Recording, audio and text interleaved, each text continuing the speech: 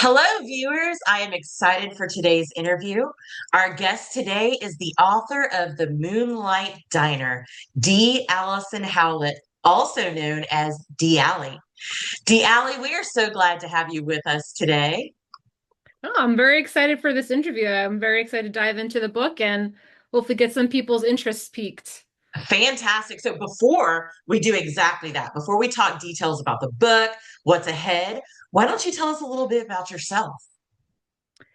So I'm D. Allyson Howlett or D. Ally. I've been writing books seriously since like 2022, but I've always kind of been a creative ever since I was a little kid. Like I loved movies. I liked writing plays and putting on plays with my cousins and making stupid movies with my friends. So I was big into horror, so I made a lot of horror movies with my cousins as a kid.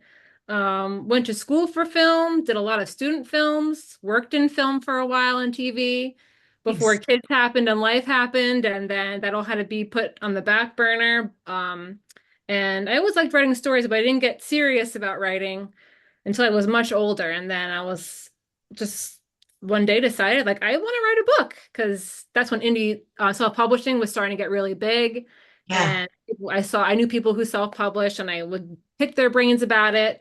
And I'd be like, I think I could do this. And then I just started writing and the rest is kind of history. I haven't stopped since. So That that's is awesome. And lucky for us that you haven't. yeah. So then, given what you just shared with kind of your evolution in the creative world, what really first sparked the idea for this story, especially blending supernatural elements with a 1950s setting? So I always, like I said, I've always been a huge fan of horror. And one of my fondest memories as a kid growing up, my dad had this really old like film camera that he had these old like 8 millimeter silent black and white movies. We had two. Wow. We had War of the Worlds and we had The Wolfman. And The Wolfman was my favorite movie. And we would go in the basement and make popcorn, turn all the lights off, and get this big screen out that he painted white and watch this old silent movie in the basement like all the time. And I loved that movie so much. So I've always loved old films, and I've always that's my spark for loving werewolves came from was that film. Wow. That was like my first introduction to horror, and I really just loved it so much. And it kind of grew when I was like a teenager, like but before I was a teenager, me and my cousins would sit, have sleepovers, and just watch horror movies every single time we had sleepovers. So I was all into horror. I loved the gore, I loved the scariness, and I always was and my love for werewolves just kept growing. Like American Werewolf in London is one of my favorite films. The transformation scene is just so cool. And when I first had this idea to write a story, the first thing I had was the characters. I had Prairie and I had Merrick. Those are the first people I had. And I actually wrote a completely different story for them when I first started writing this. I was writing a lot of like young adult stuff, like with teenagers and things like that, coming of age stories. So I had this idea for a story about a werewolf girl who was actually Prairie was the werewolf in this story, Oh, who wow.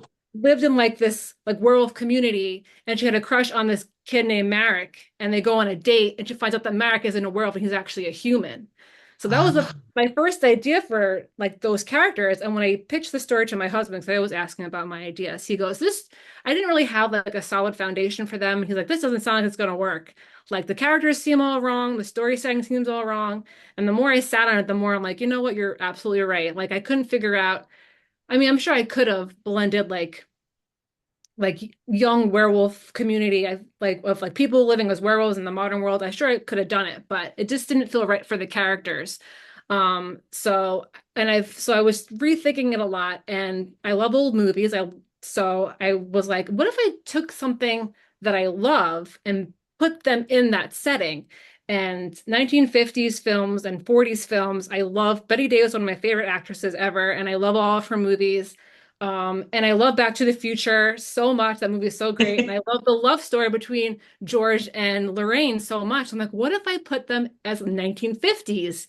And I'm like, I'm sure I could do this. So then I just kind of dove in there and was trying to figure out the story, and made them a little bit older and just kind of played around with it. And it just came so naturally because I was taking two things that I love. I was taking the supernatural elements from the horror that I really love, the werewolf element, and then taking the 1950s, which is a era that I'm super, super I'm just my husband calls me an old soul because I'll be like making breakfast and I'll put 1950s music on the whole time. I'll be Love like that. every time certain songs come on, I'm like, we have to dance now because I'm such an old school person. I love like the style from back then. So I just took two things that I really loved and just kind of mushed them together. And then Prairie and Merrick fit so well in it that it just kind of naturally happened. And writing this story was actually probably the easiest part of the whole process, like getting the foundation of the story down, and then rewrites things like that. But it just kind of fit together. It's taking two things that I love and two characters that I really really liked that I put them in a setting that didn't work, and put him in a setting that was more me, and just kind of sprung from there.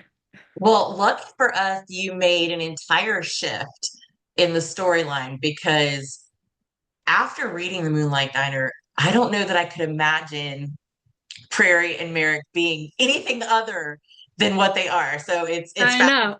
yeah, it's fabulous. All right, awesome. So then let's talk a little bit more about that. So for those that have not read The Moonlight Diner, so you just had launch day, official pub day yesterday. So Hmm. when our viewers and future readers see this, they are not going to have necessarily read the book yet.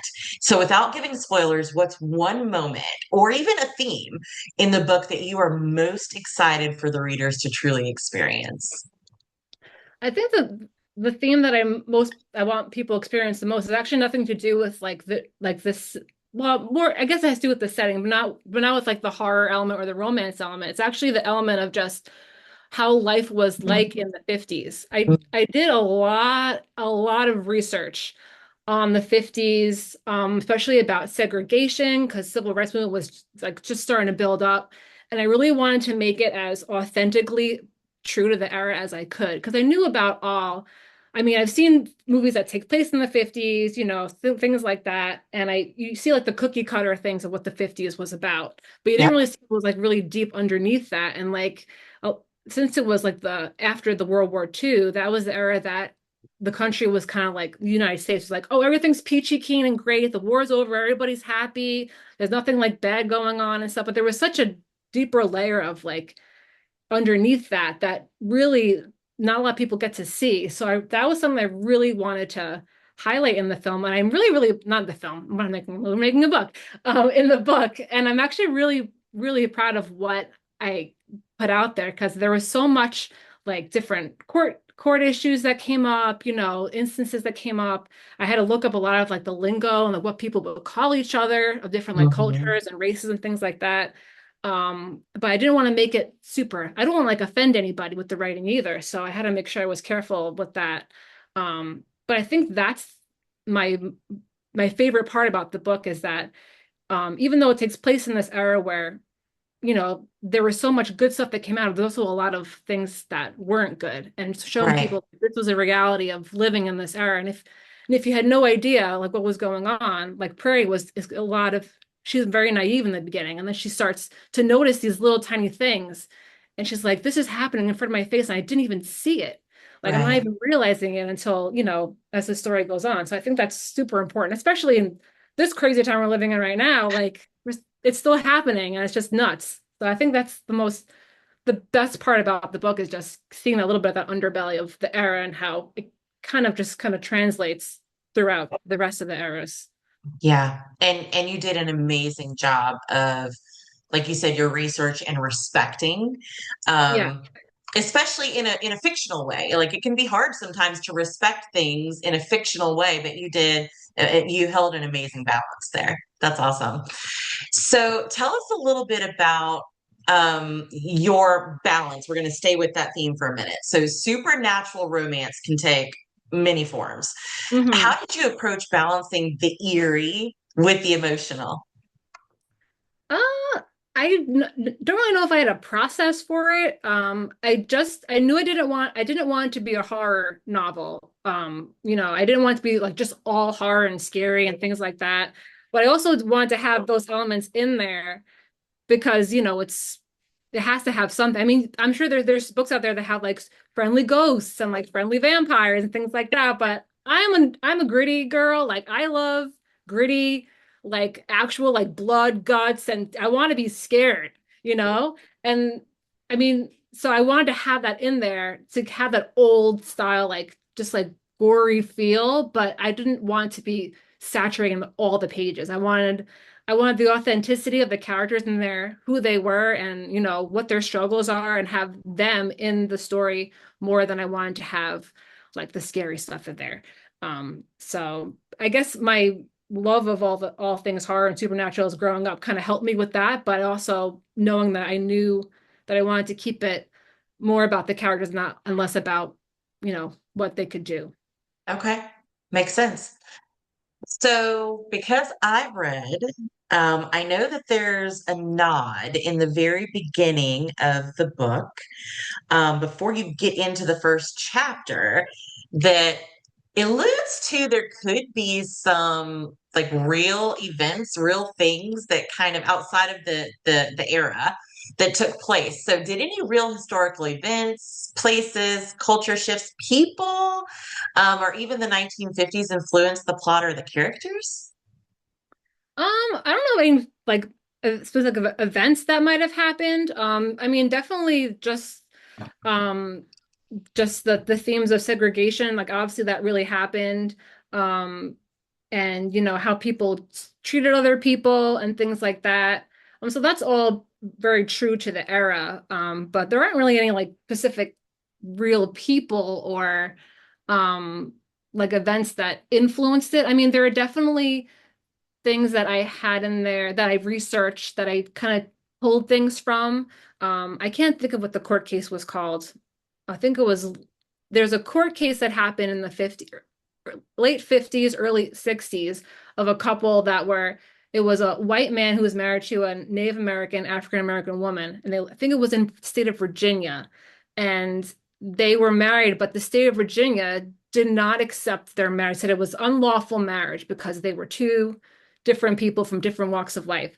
And they were treated very, very badly.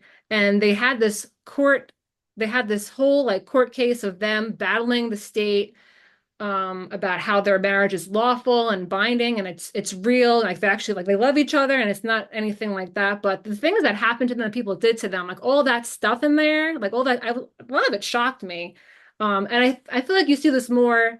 You don't see it as much in this book, but it definitely did influence like how people were treating some of the characters and how people were seeing some of the characters, how people reacted to to them. So that stuff I took. I mean, there are other instances of that, like but that was the most famous case that, and eventually they won, and everyone was. I mean, they were happy, I'm sure. Yeah, But I think it might have been I don't know the exact court case title, but I think they didn't they create is that maybe Loving, the movie yeah, Loving that they did? Loving Yeah, versus yeah. Virginia, I think. Yep. I wasn't Okay. sure if it was Loving or Lovely, so I don't want to say Yep. the wrong. No I- worries. No which is a worries. very it's very fitting because it's It their is last name very was like fitting. it was like how could that be any that can't be a coincidence, you know? Yeah. That's just so funny how that the last name was that. Yeah, but that was I when I read about that and like I really got into that the details of that case and their lives and everything like that. I'm like this is just nuts to me that this happened and people were treated people like this. But I mean, it still happens today. There's still residuals of that happening today, but it was just Yeah. like learning about all that stuff was just really, really interesting. And I really went down like a rabbit hole for like weeks and weeks researching all this stuff. And so yes, there's definitely like no like nods to all of that because I wanted to keep the book as authentic as possible. I wanted you to feel like you were actually in the 50s, not just like putting a pop culture reference here and you know a style reference here. And I mean those are there too, but like I wanted to feel like you were actually in that era and Yeah. experiencing it. Yeah. That's awesome. And I think you did exactly that. So you actually covered a couple of the questions that I was going to ask you about your research and, you know, what were some surprising things. So thank you for that. I know that as a publisher, and as a partner, I always like to understand like the process that our authors have. And I know that our readers do too, especially as you mentioned, given the time that we're in and I think the respect and care that's required when you're writing in spaces that you may not be so versed about. Yeah. But I do want to know, as you were going through the research, as you were finding out some of these surprising details, how did this book and writing this book challenge you creatively compared to your previous works? I suppose because it's a historical fiction because it takes place in an actual real time. Other books that I've written, like I've written fantasy, so a lot of that is just, I mean, I'm pulling things from real life for fantasy, but you're making a lot of that stuff up too. Like a lot, like the things are being made. You could do anything you want in fantasy. Fantasy is one of those genres you could just say like boxes are real, like have personality. Like, oh, this box can talk to me. Why? Because it's just because it can. So it's definitely more freedom in that kind of genre. And then like just young adult contemporary, like modern day times. It's just easier because I'm living in these times. So it's much easier to write about my own experiences living in like, the decades that I've lived in. So going back to like the 50s, this decade I've never lived in before, obviously, I'm not that old. But so it's just taking like, I think that, I'm sorry, I totally forgot your question. That's okay. That's all right. So, like, Oh, how challenges of challenging writing it. was it, right, compared to like your previous works? Yeah. Yeah, yeah. Okay, so rewinding. So yeah, it was more challenging because I feel like I had to do more. I feel like I had to really, aside from doing all the research, I had to really be careful because a lot of like the lingo and the language that was used back then is not okay to use now. Mm, Um, so I really wanted to make sure I didn't write anything in a way that was going to offend anybody. I remember when I first was writing this book, I was in a Facebook group for writers and I posted the blurb up there and said like, hey, this is my blurb. Like I want to give like get your reaction to it and like what I should change. And I got a lot of really, really negative comments about how your book's never going to work. It sounds so racist and offensive. And I was like, what? I was like, I don't, and it was just really, really negative stuff. And none of it was constructive criticism. But mm. it's funny because I took that, I'm like, as a challenge, I took it as a challenge. I was like, yes, it can, and I'm going to prove you wrong. So then that's kind of like, I made sure that I not only did research, but I made sure that people read it who weren't like me. Like I'm a white woman, right? I don't know anything about being colored or from different culture and like dealing with life. So I made sure I had people read it that weren't like me to make sure that I was writing the character, especially Marek. Marek is when I first wrote him, I wrote him very like whimsical and kind of like mystical. And when I had a sensitivity reader read it, she was like, you need to change him up. You need to give him some attitude, some personality. He has to have Yes. battles too. He can't just be like this like mythical person because then it doesn't make any like if you want him to be a like human being living in this era, and like you want to be true to it. And she was amazing. I'm so glad I hired her to do that. And I was like, you're absolutely right. So then I went back and I completely like just overhauled him. A lot of the scenes that are in the book now were completely different before. So I was so grateful to her. She did such an amazing job doing it. And I was even when I first signed with you, I'm like, I got signed. I sent her, she's like, oh, I'm so happy. So it was really great. So that was really important that I didn't want anything to feel like offensive as far as the characters, how they were, and as far as the language. So I had to really do a lot of research. I did a lot of research about writing characters of color as well, because like what language is appropriate to use, like, what's not appropriate to use. So I wanted to make sure I was very careful with that. But also I wanted it to be true to the time. So there's a lot of lingo that was used, but it's like the less offensive lingo. Um, Yes. so that was super important. So that was really a challenge. I think America was the biggest challenge, getting him to be just right. And I love films. I'm a bad boy girl. Like I love the bad boys. I love like The Outsiders, like those my favorite book and movie, one of my favorite movies. So I love like the greaser guy who's like the troublemaker, the T-Bird from Grease. Like those are like my guys. So I knew what the characters were like, but none of them are colored. Like in those movies, they're Right. all white guys. So I had to really, really pay attention to how I was presenting him to the readers to not offend any Yeah. person from any culture or race reading that and being like, this is offensive. I want him to be as real and authentic as possible. So he was the biggest challenge. And definitely I learned a lot about writing people of color in different cultures for them from this book, which is always a plus because it's, it's a learning experience. This was a big learning experience for me, and I'm so glad how it came out. I'm very, very proud of this book. As you should be.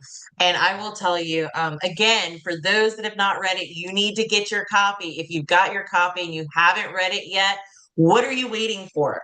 Because Prairie is amazing in her own right, and you can't not fall in love with the character arc of Prairie. And I'm just going to stop there. I'm not going to give too many spoilers, but Merrick, bad boy, swoon, badass. Like, I mean, Yeah.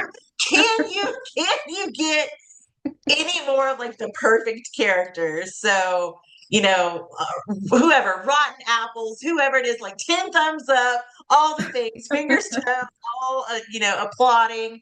It really is amazing. So, next question. Did the supernatural elements require you to really build a new mythology, or did you draw from existing lore? I know you talked a little bit about your love for horror movies, so give us some more insight on Yeah. that. So I did tweak like the elements, supernatural elements a little bit for this story. So yes, I did pull from, classic werewolf. Like what's a werewolf? It's someone who gets has a bit by the wolf and it turns them into a werewolf when the moon rises and, silver bullets and all that stuff. So I did pull from there, but I did want to make it a little bit more unique in the fact that, like they can turn every night. It doesn't have to be a full moon, they have control over themselves. They're not just raging monsters. Like they actually have conscious, like they're conscious while they're turned. So I did change a couple of things. So yeah, I did tweak it a little bit, but I did pull from, you know, the lore that you see in like a movie, what a Okay. werewolf is. So I just tweaked it a little bit just to make it more unique. And you definitely see it in the first book. But you see it more later on too. Yeah. All right. So your protagonists carry both romantic and supernatural weight. What do you love most about writing characters with that duality? Um, I just I think the most one of the main themes of this book is just loving someone for who they are no matter what. So I think that was like a really big theme because Prairie has a lot of conflict when it comes to both Merrick and Billy. Because the thing I loved about writing both of her love interests is that they're very similar, even though they're not the same at all. You know, Merrick is this like cool, slick, smooth talking guy, but he has like there's a monster in him.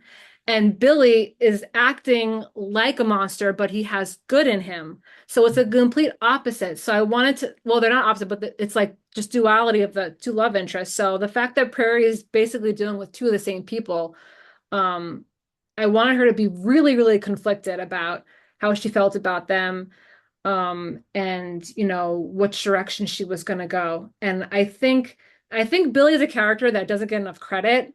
Um, he's just I feel like he's such a real, as much as Prairie and Merrick are real, I think Billy is a very real character as well, as far as like, people putting pressure, like being pressured and like having this horrible tragedy happen in your life and trying to heal from it.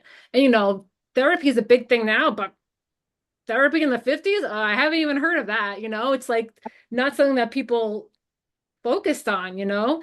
So I think it's super, I think that was really, really fun to do. Like, how could I make some without making them like, like, well, I guess I can't really say that because one of them is, but without making them seem like they're completely a terrible person without any empathy or have no soul at all. Like, how can I make someone be like this bad person, but be redeemable? So that was really, really fun to write, and was one of the main things I wanted Prairie to be really, really wrestling with, um, as far as like why she can't let him go, or why she can't let the other one go, or why she feels like she has to, like why she has to stay friends with Billy. He's treated her so badly, but she feels like she can't like leave him alone and that kind of stuff. So Right. that was really fun to write those dynamics with her. And Perry is such a good character. She's very like outspoken and protects people, but when it comes to herself she's like a pushover and like a people Mhm. pleaser. So that really had to shine out too, because she's dealing with like I'm doing what everybody else wants to do, but what do I want to do? And if is what I want to do, like, is that going to be right? Is anyone going to accept that? And is that even important? So, um, so yeah, it's just really fun to write those three characters, especially when they're in scenes together. I was like, yeah, get them together. The triangle is so palpable. It really is when you're Yeah. reading. So, okay, so you talked a lot about what inspired like your love of horror movies and um, the kind of the journey of transitioning from how you wrote the characters originally to then being in the 1950s. Hmm. So those were things that kind of came along but had some plan and shape to them. You intentionally started weaving some of that in from the start. But Yeah. what are some things that just emerged naturally that surprised you? Um,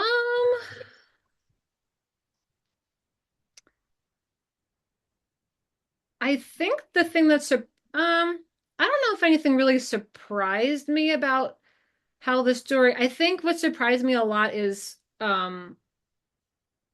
when I first wrote, like I said before, when I first wrote Merrick, how different the story shifted when I changed him in the book. Yeah. Um, it's just it made it like so much more like raw and real.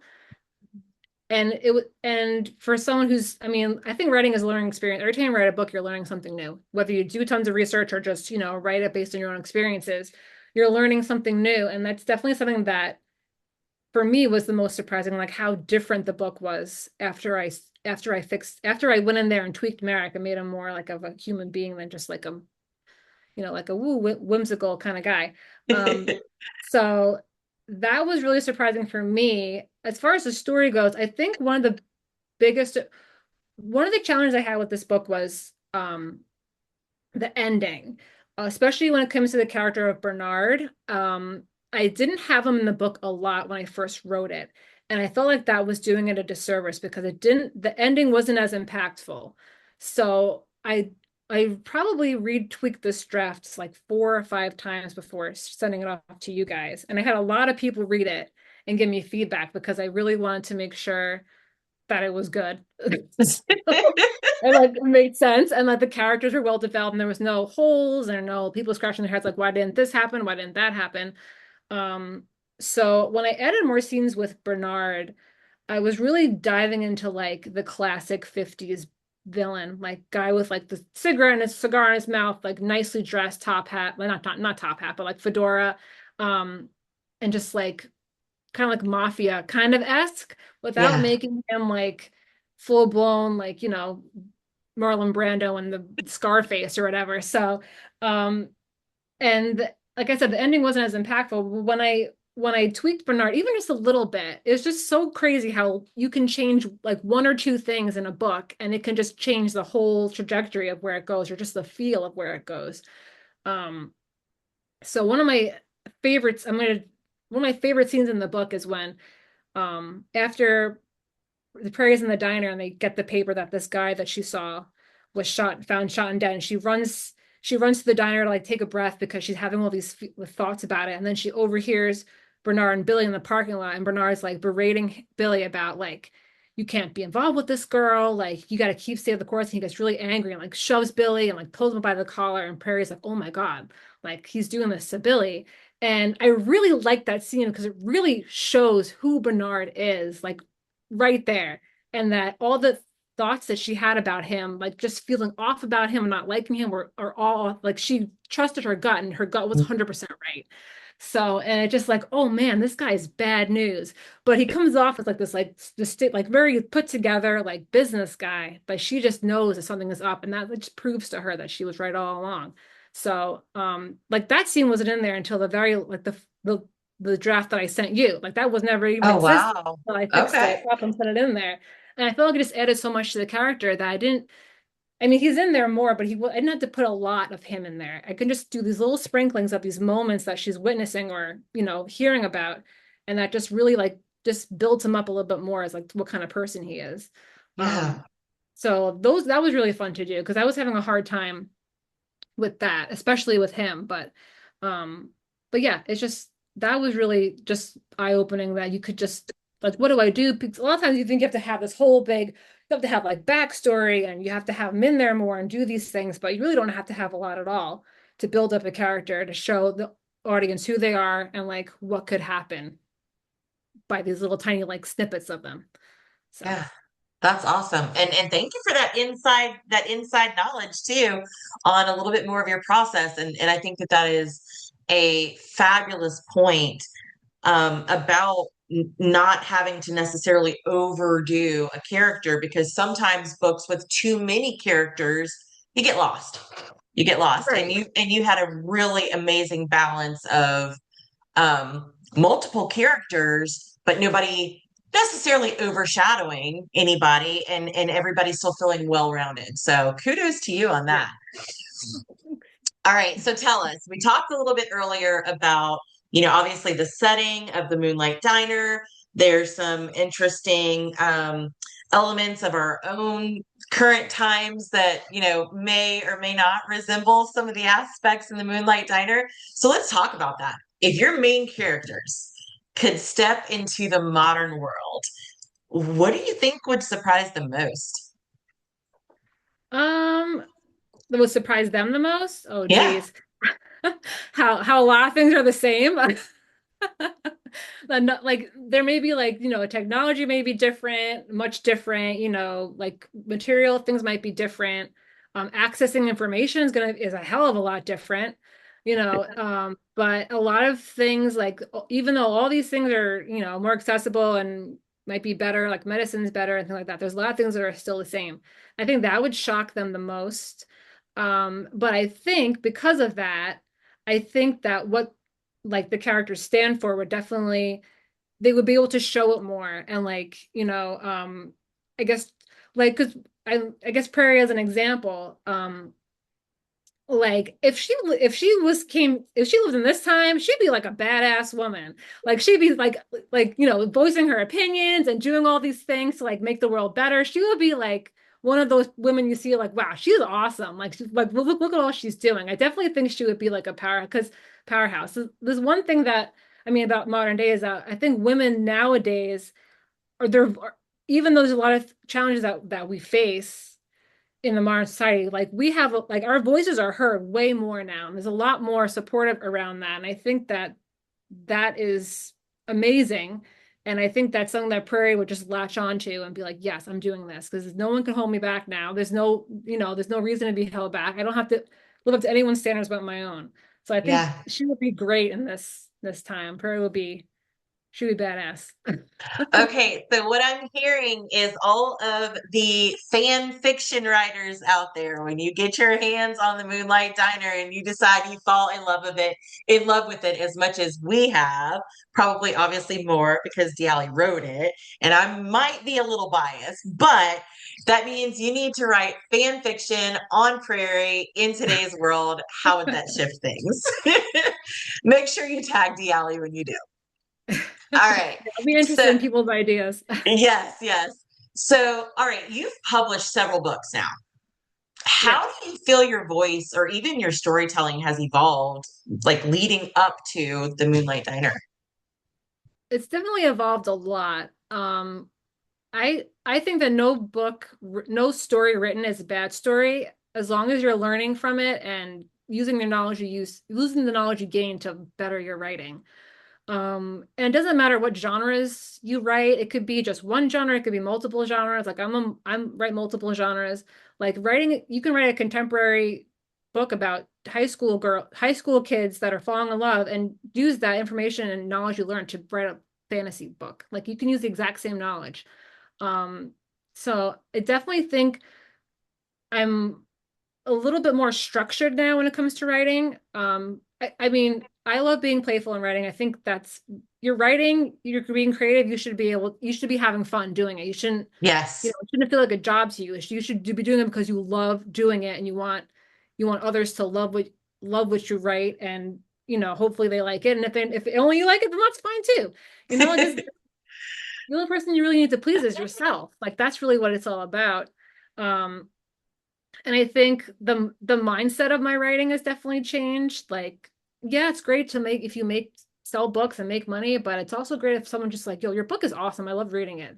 Like that's more precious to me than money. I mean, money's great because I could live off of it, but I think having someone fall in love with your characters and your story and like writing a review on it, like reviews, I love getting when I get reviews because even if they're bad reviews, I love bad reviews too because you're like, oh, your writing is not going to be for everybody. So I think yes, my writing has changed as far as like write the more you write, the more you learn, and then you can apply that to your future writings. But I think my mindset as a writer, as an author, has changed tremendously in the fact that I'm not so obsessed with numbers anymore, as far as like how many followers I have, how many people read my book, how many reviews I have, how much money I make a month.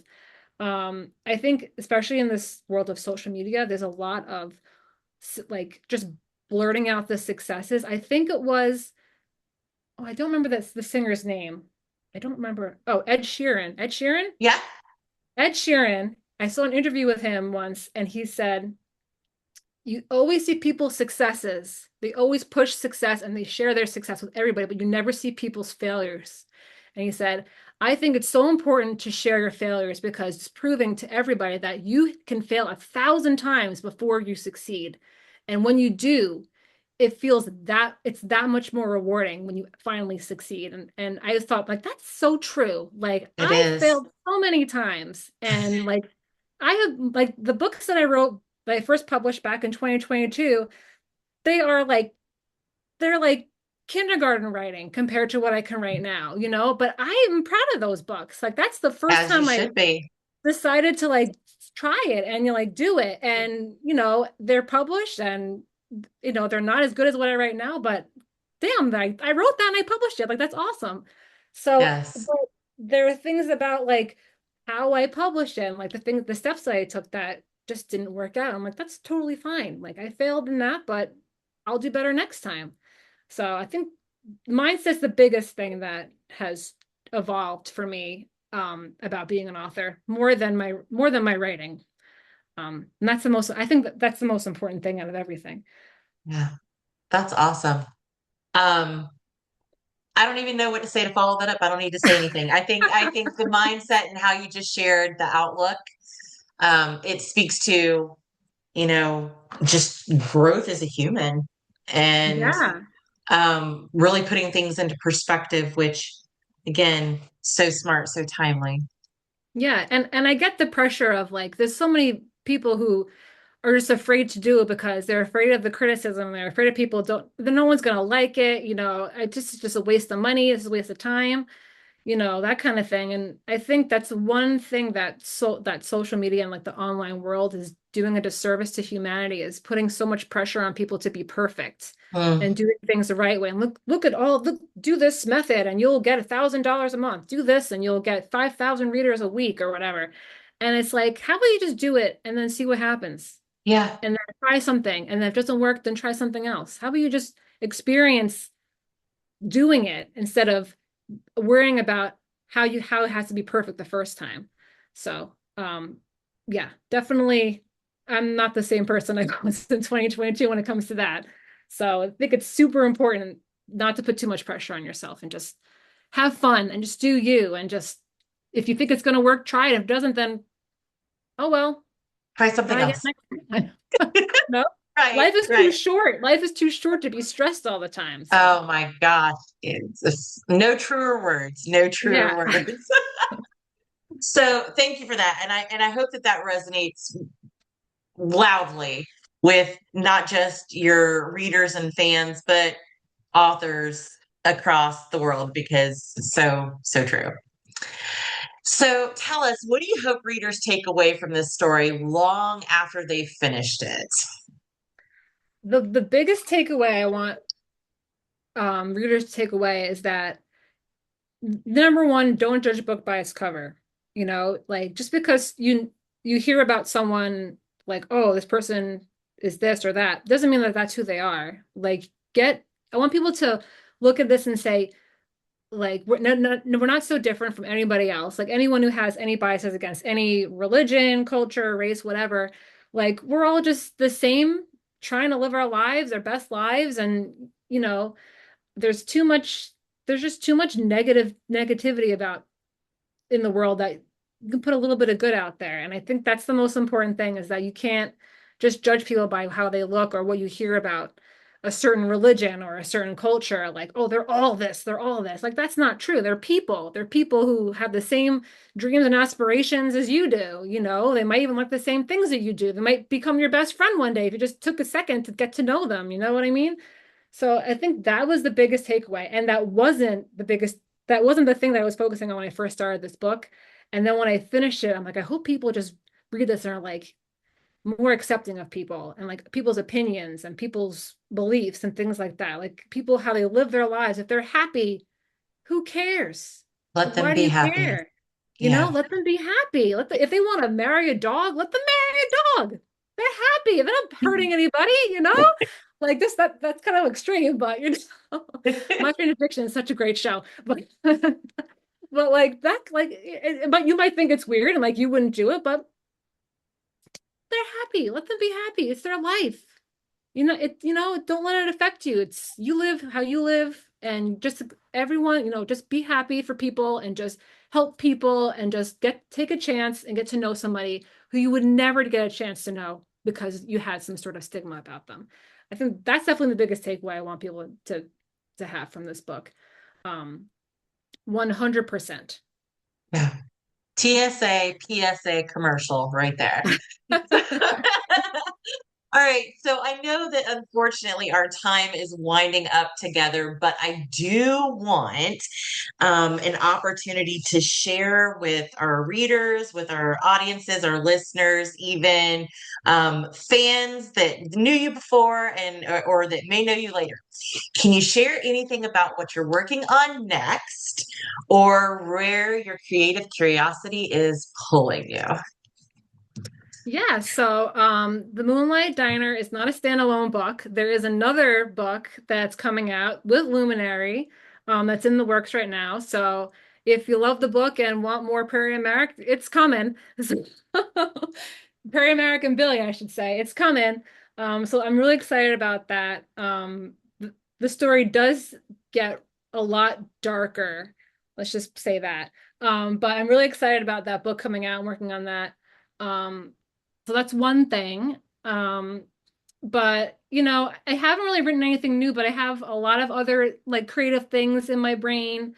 I also write fantasy too under another name, and I'm always working on fantasy stuff. Right now I'm working on another book two of my fantasy series, which has been a struggle because fantasy is always a struggle. A Because lot of it's just world a building huge, involved yes, and character changing and huge making things. undertaking.